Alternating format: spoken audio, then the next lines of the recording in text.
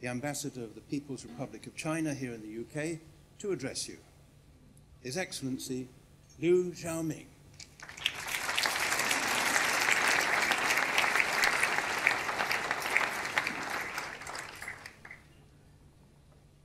Chairman Perry, Right Honorable George Osborne, President Jin Liqun, distinguished guests, ladies and gentlemen, it is a great pleasure for me to join you again at this Icebreakers annual Chinese New Year dinner.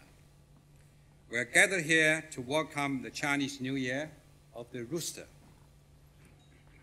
You know, I just came from another event which is celebrating the Chinese New Year. It's organized by Chinese Students and Scholars Association. It's a big room, it's a full house, 2,000 people turn out. We tried very hard that the two events, that one, this one, will not be conflicting. The Chinese students and scholars believe they set a date first. But Stephen Perry said they set a date first. So, we tried very hard. I want to be friends with everyone because they are all very important. Students and scholars, I believe they represent the future of China-UK relations. But you represent now and the future of China-UK relations. So that's why I try very hard to get here. There are so many Chinese New Year celebrations in this town, but this one is very important, very special. So that's why for the 7 consecutive years, I've been truly delighted to attend this dinner, this gala dinner, without any missing. Every year I share with you the meaning of zodiac animal of the year. And now I think I have covered half of them, because altogether there are 12. And this evening I will continue to follow this tradition.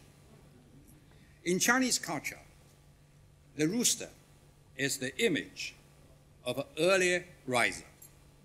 This bird works hard and energetically. That's why we Chinese often say, a golden rooster heralds the break of the day. We also quote, rising at the crow of a rooster makes a vigorous start of the day. In Chinese language, the pronunciation of word rooster is similar to that of auspiciousness. Therefore, the rooster also signals propitious good luck. So I wish everyone present tonight a happy and prosperous year of rooster.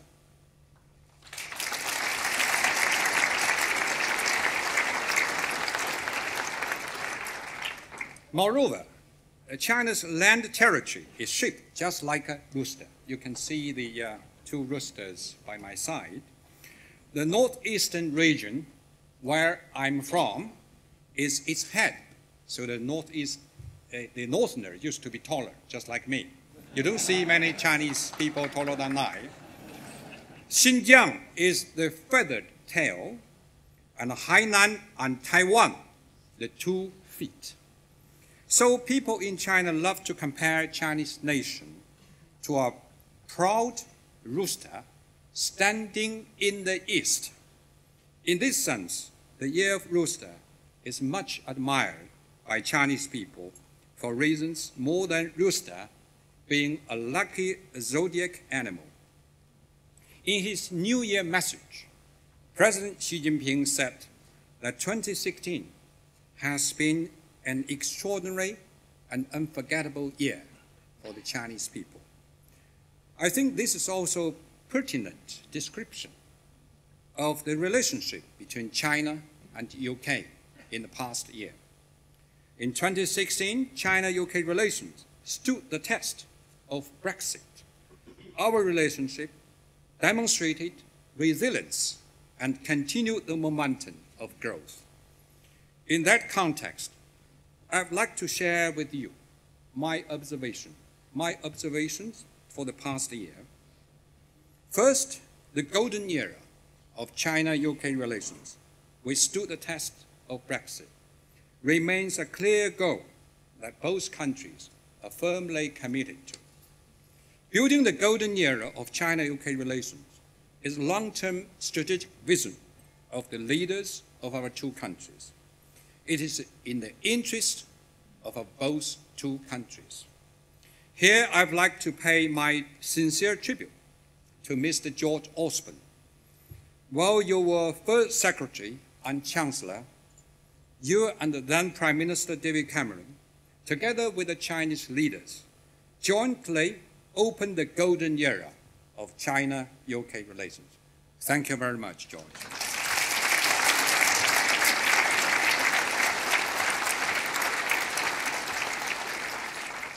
For Britain, 2016 was an eventful year.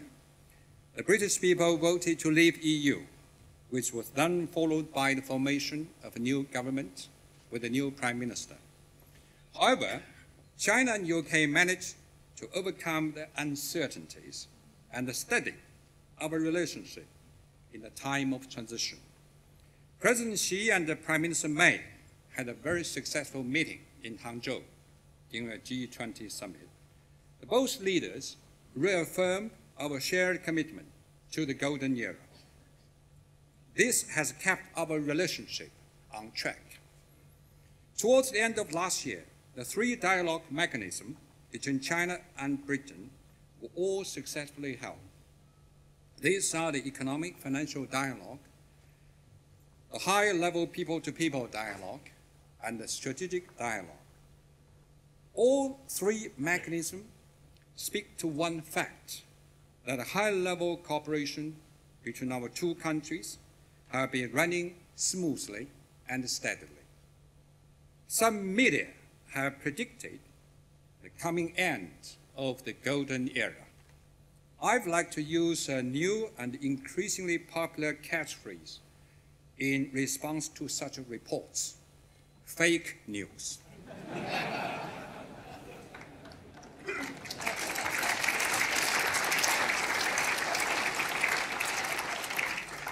My second observation is that China-UK cooperation has become more tangible and resilient with more diversified outcomes. The golden era is not simply a slogan.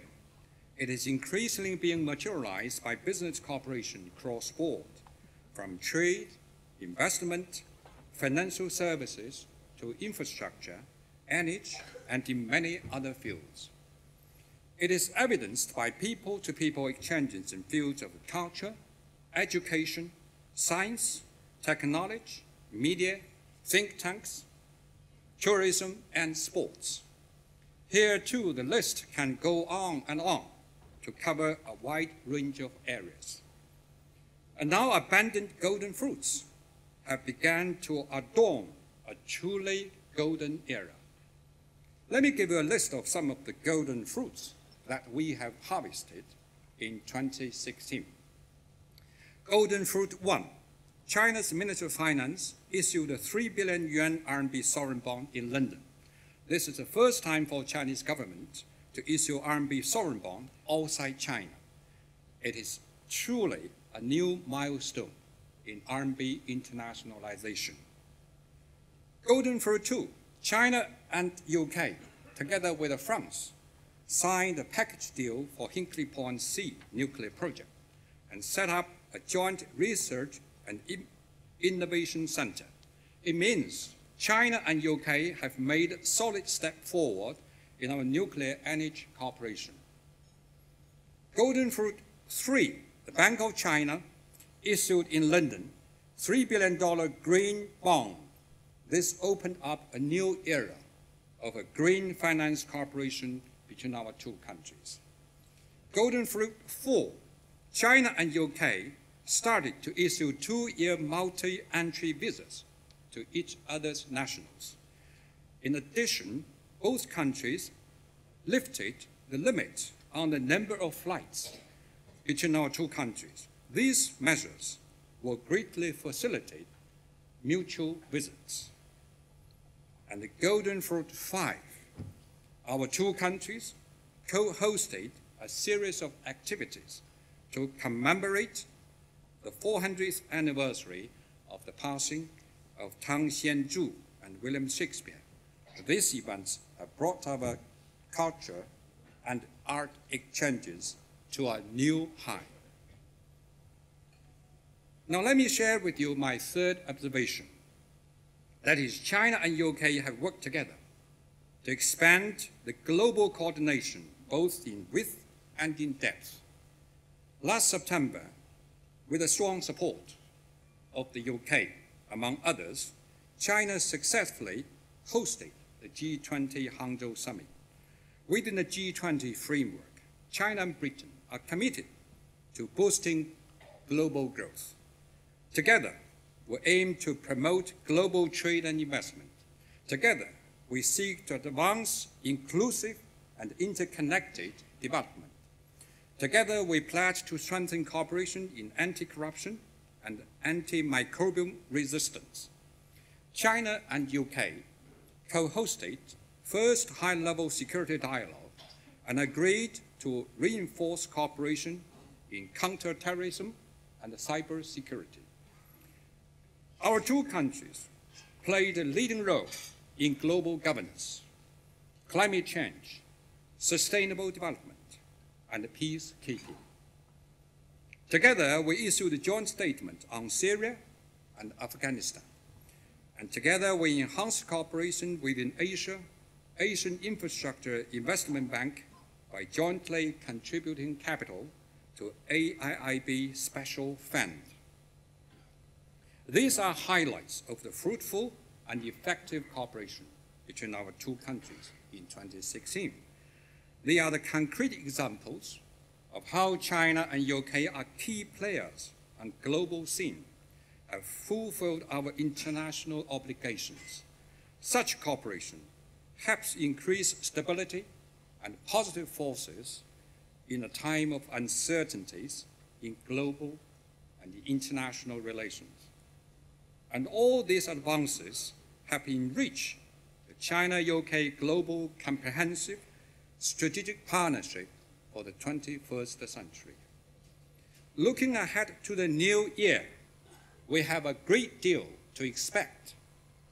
As Prime Minister May put it in her New Year message, 2017 is a year of opportunity. And she added that Britain has a golden opportunity to demonstrate. I think her words are also true for China-UK relations. 2017 marks the 45th anniversary of the establishment of ambassadorial level diplomatic ties between China and UK. We'll co-host a number of celebrations and commemoration events. We'll use these celebrations to reflect.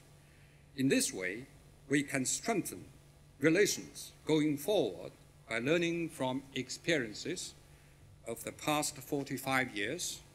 We must all more value the strong momentum of our ties today. And we also need to jointly plan for the future of our relations and endeavor to achieve even more. 2017 also marks the 20th anniversary of the return of Hong Kong to China. The return of Hong Kong is significant in many ways. It meant China and UK successfully resolved a major issue that was left from history. It helped clear the way for further growth of our bilateral ties. And more importantly, it set a good example for the world that international disputes can be resolved peacefully through negotiations. 30 years ago, both China and UK demonstrated extraordinary political wisdom, long-term vision, and courage during the negotiations over Hong Kong. Today, as we usher in the new year, China-UK need to work together more closely, build stronger mutual trust, and handle disputes properly.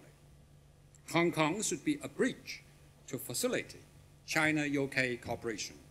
We should focus on making it a positive factor in our bilateral ties.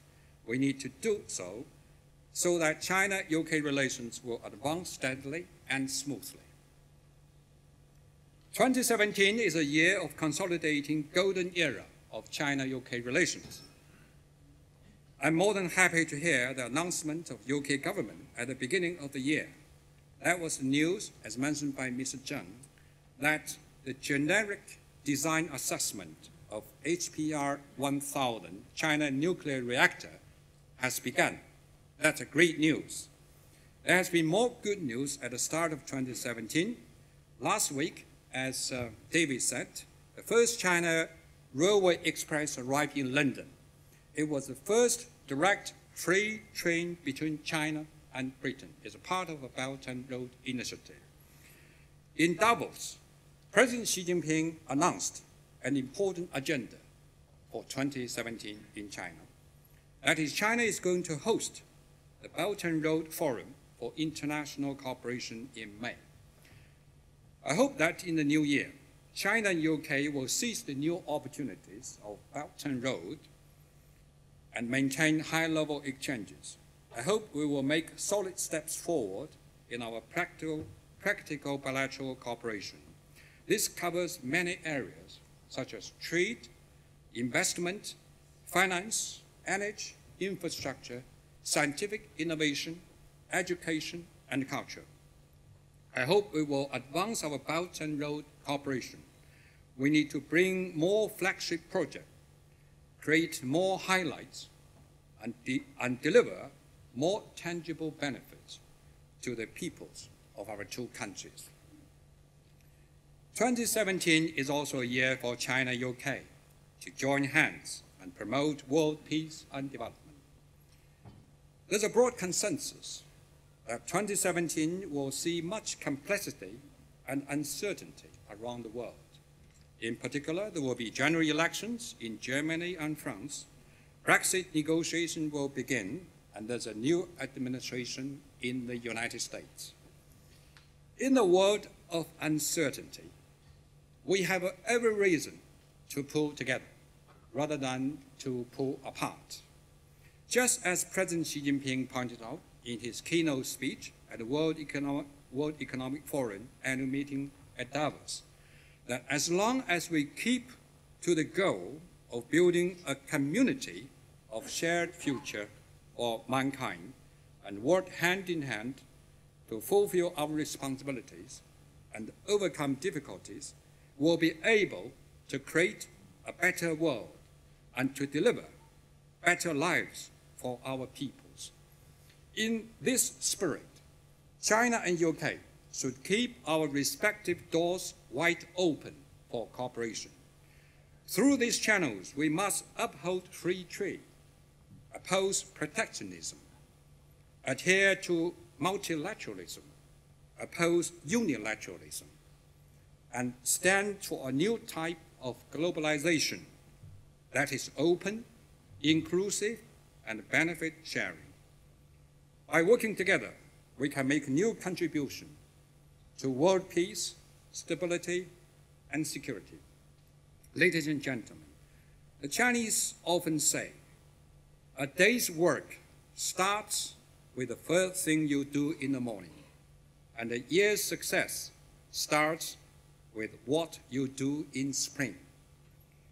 Tonight, as we celebrate the beginning of 2017, I would ask you that we should work together for the common goal. Let's carry on the icebreaker spirit. Let's roll up our sleeves to work with vigor. Let's seize the golden opportunities arising from our cooperation in all fields, including the Belt and Road, and let's work together to contribute more golden fruits to the golden era of China-UK relations. Thank you.